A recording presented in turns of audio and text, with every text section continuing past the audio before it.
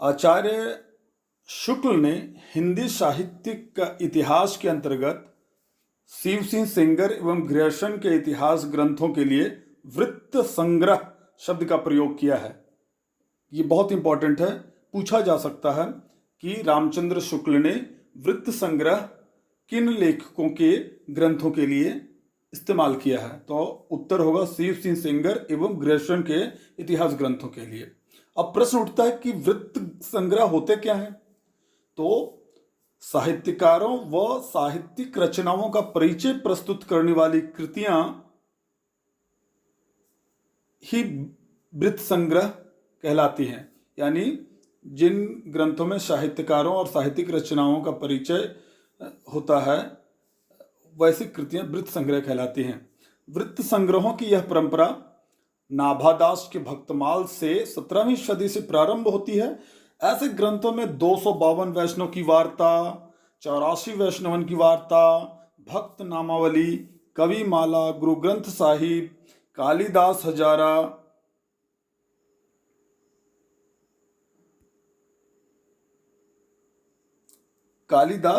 हजारा, सतकवि, गिराविलास आदि उल्लेखनीय हैं। विभिन्न विद्वानों द्वारा आदिकाल का नामकरण किस प्रकार किया गया है, अब वो देखते हैं हम लोग। जैसे ग्रियर्सन ने आदिकाल को चारण काल कहा है और उसका जो काल विभाजन है वो 700 से 1400 ईस्वी है।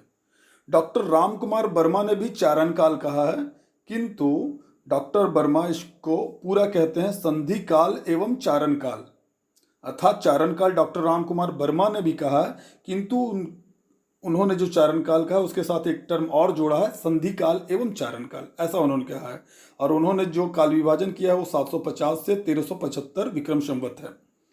वहीं मिश्र बंधु ने प्रारंभिक काल कहा है, आदिकाल को प्रारंभिक काल कहा है। आचार्य हजारी प्रसाद द्विवेदी और रमाशंकर शुक्ल रसाल जी ने आदिकाल को आदिकाल कहा है। सबसे पहले आचार्य हजारी प्रसाद द्विवेदी ने ही इस कालखंड को आदिकाल कहा। हिंदी साहित्य के इतिहास का जो पहला कालखंड है उसका नामकरण सबसे पहले आचार्य हजारी प्रसाद द्विवेदी जी ने आदिकाल किया था। आचार्य महावीर प्रसाद द्विवेदी जी आदिकाल का नामकरण बीज वपन काल करते हैं। वहीं राहुल सांकृत्यायन आदिकाल को सिद्ध सामंत काल कहते हैं। विश्वनाथ प्रसाद मिश्र आदिकाल को वीर काल कहते हैं और आचार्य रामचंद्र शुक्ल आदिकाल को वीरगाथा काल कहते हैं। और संवत तो आप सब जानते हैं 1050 से 1375 विक्रम संवत आचार्य रामचंद्र शुक्ल ने इसके लिए निर्धारित किया था। वहीं डॉक्टर गणपति चंद्र गुप्त ने आदिकाल को प्रारंभिक काल कहा है। आदिकाल को प्रारंभिक काल कहा है। तो प्रारंभिक काल कहने वाले दो लोग हो गए, मिश्र बंधु और डॉक्टर गणपति चंद्र गुप्त। रमाशंकर शुक्ल रसाल जी ने आदिकाल, मध्यकाल और आधुनिक काल को क्रमशः बाल्यावस्था, किशोरावस्था और युवावस्था कहा है। रसाल जी ने आदिकाल को जय काव्य भी कहा है। ये बहुत महत्वपूर्ण है। तो आज का डोज जो हम लोग रोज का डोज है इसके तहत आज यहीं तक देखते हैं।